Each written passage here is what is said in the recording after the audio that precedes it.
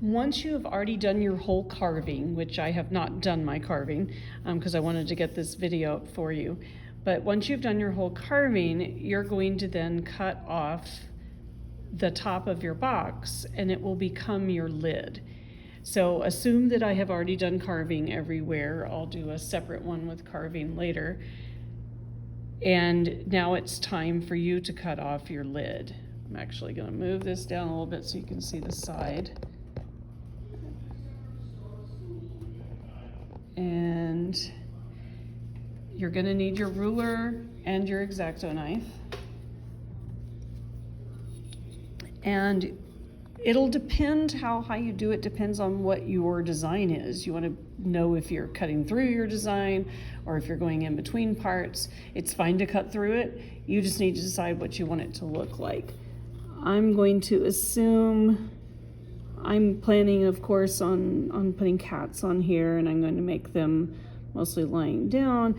You do not want to make it right up here at the top because you'd be cutting right through the middle of your slab that you created with your top. So you need it to at least be, let me give you a number here, at least 3/4 of an inch down, better at least an inch down.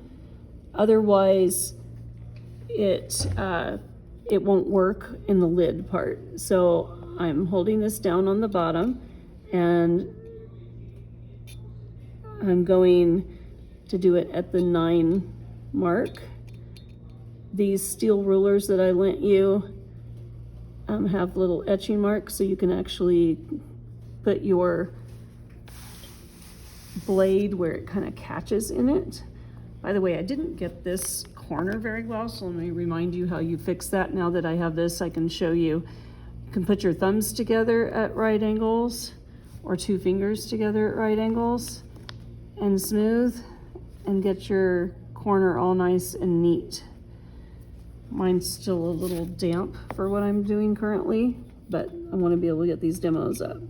So I'm marking in the corner. That may not be,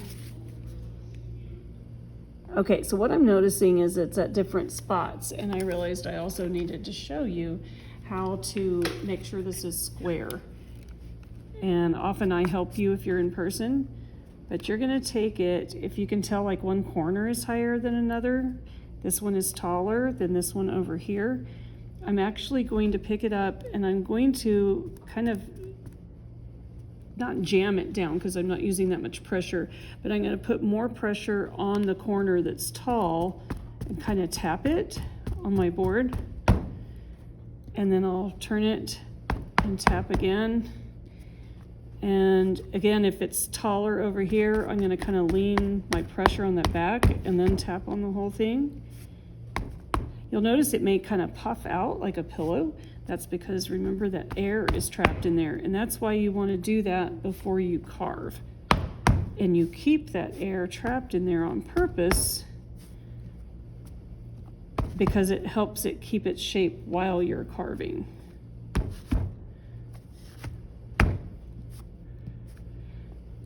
Okay, so when you start to carve, choose your ugliest side, if there is one. If they're all beautiful, then it doesn't matter. And put that on the bottom. You'll be able to fix it later. But it's nicer if it's not in the middle of all your carving. Okay, I think that's a little bit more even. Now, if it's not completely even after you do that, then you may need to actually add clay. So if you have one corner that's super lower, actually add a ball of clay and smooth it in like you would with your coils. And then once you open it, you can dig the extra thick part out from the inside. Okay, so that looks way better. So again, I'm choosing the 9 mark, and if it ends up being too close to the lid, you know what, I'm gonna go down a little bit. I think that's gonna be a problem. So I'm gonna go down at 9 3/4. I'm gonna go at the 8th mark under it. Nice part is if you mess up, you just smooth it out and do it again. Just make sure it's the same. It doesn't matter which one you do, as long as it's the same and don't have it up in that top 1/2 inch, because that you've got a solid slab there, it's not gonna work. Okay, so I moved this one, so I need to make sure I get rid of that original one. All right, make sure that your ruler is straight. You may notice that mine has some wigglies to it. So I'm gonna go to the part of it that is straight. And this is for me to have a guideline. I'm going to go from one corner to the other corner and push in a little bit. Now after you've carved, it may not show it everywhere, plus it probably will be leather hard. If it gets too dry, like it feels really firm, then you're gonna want to wrap it in your cloths for a day that you've wrung out really well and let it soak in. Do not do this if your box is pretty dry, because it's not gonna work. You're not gonna be able to cut into it, and you also can end up chipping it, and you don't wanna do that. So I kind of roll it across, and now I have a guideline. This is tricky. Whenever I use an X-Acto knife to cut off the top of anything, I anchor my arm on the table, and then I hold my knife still and I turn the clay. That way, I'm not at even eye level, I'm up above, so hopefully I do this right. That way, notice I'm not moving my hand. My hand is still. I'm moving the clay. And hopefully that will keep you even, so you don't wiggle and do some weird shape. And I'm trying to follow that little indentation that I made with the ruler. Messed it up just a little bit there. And make sure you go all the way around until all of a sudden it seems really easy. And that means you already did that part. Now mine is so wet right now that it's kind of re-sticking. Yours won't be, because you will have been carving. I don't even know if I can get the lid off. It's kind of resealing as I'm going because it's too wet. Oh dear. Okay, yours will not do this. And I just did some major squishing I'm gonna have to repair. Okay, yours should not be this wet and gooey when you do this. Wow, that was a disaster. So that's why another reason you wait until after you've been carving, because as it sits out in the air every day while you're carving on it, it begins to do a little drying. Okay, the temptation once you've opened it is going to be for you to go in and smooth where that blade went, but do not do it. Now mine's particularly messy, yours won't look this bad. But if you do that, when you put the lid back on, they won't match. So you just have to force yourself to not do that. Now you can tell I did not cut off what was the actual top. You can tell on these sides, that's where I had put the little coils. But here, that side hasn't had coils. You can see how different it is, that it's not really put together. So same situation inside. There's parts that don't have those coils. Also, when I was doing the padding on the sides to make it square, I kind of squished up some things. So I would need to go back and fix anything and make sure it's all sealed. And if I need to, I will add some clay in there. You don't want gaps. You use that square part of your wooden tool and get them really connected. So that needs more clay down in there. I would need to roll my little coil just like in the last video and fix those. Same with this part in the lid. So just a reminder, since I have a part that's doing that, a reminder of how to do that. If you don't have your little corners anymore from beveling left, you can still make a little coil. Just grab yourself a little clay. I didn't bring my big board over here. Make a little baby coil. Remember, these are small. These aren't like the coils you did to make your big coil pieces. Okay, so remember, since that doesn't have, oh my, that's not a pretty part of the video, I'm sorry. You don't have fresh slip, so I'm just going to go ahead and make some into that corner because I didn't just put it together, it's not showing there. And I scrub until it's all kind of like melted milkshake. And then I'm going to put my little coil into the corner. It's longer than I need, so I'll take that part off. Just snap that right off there. So remember, when you're doing all of your coils in the corners, you go halfway in and connect down onto one side. And you're going to end up removing most of this coil. And then you go halfway and go upward, or just onto the other side, whichever, depends how you have things lying around. Then you're going to end up scraping most of that off. I'm going to lean up against the side, so I'm supporting with my outer hand. So just the only part of that little coil staying there is where it got squished down into the crease. The rest of it's all being removed. So you put it in and then take most of it out. And I can't use the side of my tool down here because I've got the edges of the lid in the way. So I'm just going to have to use the end of my tool. And it takes a little more effort to make it smooth. And I'm probably not really doing it. Oh, I turned it sideways. Oh, that was bad. So make sure you've got the flat side perpendicular to the direction you're going. Dig most of that out. And then you would spend some time making that truly pretty and truly smooth. Y'all don't necessarily want to watch me do that in a video. That's going to take some time. But you should have pretty insides there. Okay, if this part is deep enough here, you could put your little lip on this inside. I usually put it on the bigger part of the box. So I'm actually going to move my lid out of the way.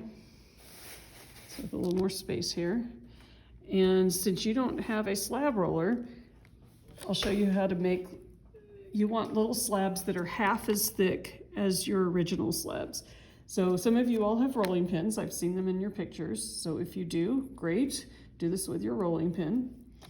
But you're just going to use, otherwise you can just use the heel of your hand. I'm sorry, I bet that's making the video jump. But I want this one to be thin. Thin. It's about half as thick as that, so it still could be a little thinner. But it also needs to be as long as the inside of this, so I didn't make it big enough. So I'm going to grab a little more clay. I'm going to overlap it on here. And when I hit it with my heel of my hand, it's actually connecting. Then smooth across so you know it's connected. Still don't think that's quite long enough. If you're here in class, you use the slab roller. We add a board underneath to raise it up, and then you got no problem making the right thickness. But you all at home, you got to do this by hand. So probably good to go ahead and get your rib, because it'll help it be the same thickness. I didn't clean off my rib. Be careful about that. You don't want those dry pieces stuck in there. So you can feel lumps and put a little more pressure. Yeah, make sure those little dry things aren't in there. All right, so now you're going to measure the inside. Just do one side at a time. The inside. So the inside of my shape here is 2 7/8. So I'm going to I only needed about 1 inch wide. Maybe not even that. Probably 3/4 to 1 inch wide. So make your long strip.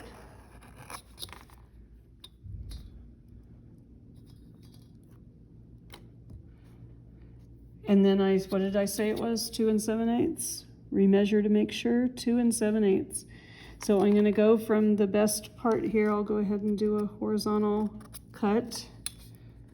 And now I measure from here, 2 7/8 to the other end, and put a little mark, and then move over and measure 2 7/8 again, and make another little mark.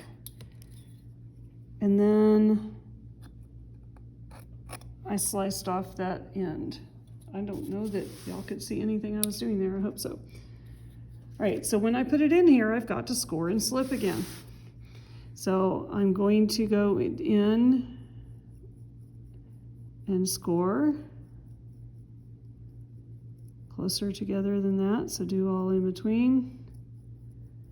And remember, when you score, to do it well, you should hatch it and cross hatch it, so you're going opposite direction as well.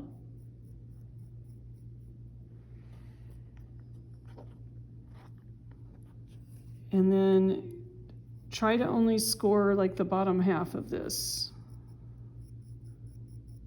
because the top half you're not going to really touch. You're trying to keep it looking nice. So crosshatch. All right, so now I'm going to use my toothbrush and water and scrub. Now there's going to be some water that kind of goes down into the bottom when you do this, and you'll need to either get a paper towel and dab it, or smooth it in, or else it's going to soak through and cause you big problems. It will disintegrate the bottom of your box, and that's not what you want to happen. So I'm scrubbing here, so I have lots of slip. And I'm going to set this down inside halfway and push it against the side of the box. It doesn't look very good right now. So from the side, oh, it's moving because mine is way too wet. Do not open your box when it is this fresh of clay. So you want it to be where you see the slip ooze out the edge. And so it's sticking up. It can stick up a little more than that because you can trim it later, but not much more than that, 1/4 of an inch. And then it's got this horrible stair step right now, and we don't want to keep that. So you're going to come in, make sure you're supporting, and just like you're connecting a coil, you're going to scooch clay down onto the wall. Sorry, I don't know if I'm blocking where you can't see. And that's just started. It's not there yet. There, sorry. So I'm going to smooth kind of diagonally, and it should be once I really smooth it in there, that it kind of becomes one with that inside wall. It has a slant, but you won't really see it anymore.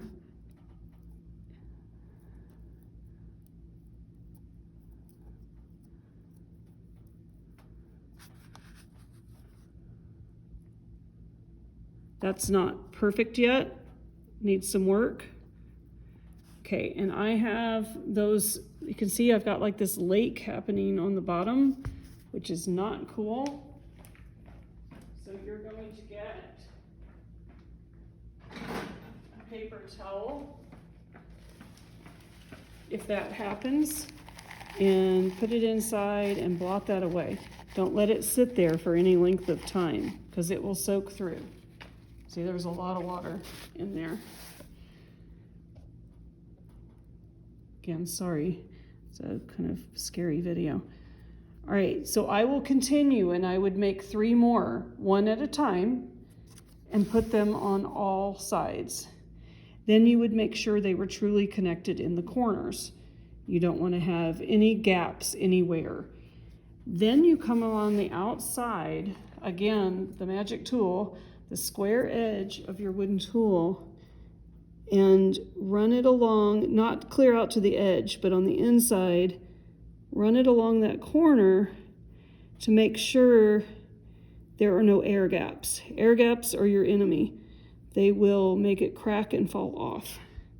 I didn't go clear to the outside edge because I want my lid to fit exactly. And I'm definitely gonna have to wait to finish doing this when it's not so gooey. But you would finish all 4 of those and then probably let it sit overnight, still in a bag, but let it sit out and firm a little bit first. And then once you have all 4 on, then you see if it fits. If it doesn't fit, you either have to trim the outsides of your little strips you put on, or you can go in, this is what I usually do, you can go in and you actually carve away, shave away some of the inside of your lid. So that, and especially you want to make sure there's no snowdrift kind of things in the corners. And that will make it where you can put it down on it. The other thing that will happen is this is too tall. So once they're all on there, the same way that you trimmed to open this, you would trim the tops of these so they're shorter. So just to repeat, you measure and cut off your lid. Don't do it when it's this squishy. It does not work. Yours will just come right off. Mine I had to peel off. You make your strips. They should be half as thick. Mine are just a little bit too thick. I'll probably need to trim that down. You'll see that, but it's half as thick as the original. And then I have smoothed it like a coil down into the side, and then it disappears, so I can't tell it's there. Do that on all 4 sides. And then you go around that outer corner with the corner of your wooden tool to make sure you can see it's all real pretty now. There's no air gap. You also, before you ever do that, you need to make sure that you have finished out with the little coils any parts of the inside that had not been done. You don't want them just open because they'll fall apart. And that's very frustrating when you've spent all that time. So to show you a finished one that's been done, this one's even been fired, you can see that they did their whole carving. They cut through the carving evenly around. And then they went in and they added, so you can see how much thinner this edge is than the original side. And they've smoothed it down in where you can hardly tell it's a separate piece. It's all fixed in there. And then I do remember this person did this a long time ago, but they had to then carve away some on this inside part in order for the lid to fit back on. And what that lip does is it keeps this from slipping sideways and falling on the floor. So that's how you finish your box. But remember, you should carve before you ever open it.